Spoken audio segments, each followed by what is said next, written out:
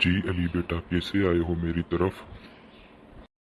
جی دادا، وہ میں بور ہو رہا تھا تو میں نے سوچا آپ سے ایک کہانی ہی سن لوں۔ اچھا ٹھیک ہے، تو میں آپ کو ایک کہانی سناتا ہوں۔ جی دادا، سنائیے جلدی۔ ایک دفعہ کا ذکر ہے کہ ایک درزی اپنی دکان پر بیٹھا تھا، کپڑے سی رہا تھا کہ اچانک وہاں ایک ہاتھی کا بچہ آ گیا اور وہ اچانک اونچا اونچا بولنے لگا۔ درزی نے اس کو ایک روٹی کا ٹکڑا دیا۔ وہ ہاتھی ہمیشہ درزی کی دکان پر آتا تھا۔ ایک دن ہاتھی آیا لیکن درزی نے اس کو روٹی کے بجائے سوئی چبا دی۔ ہاتھی بھاگ گیا۔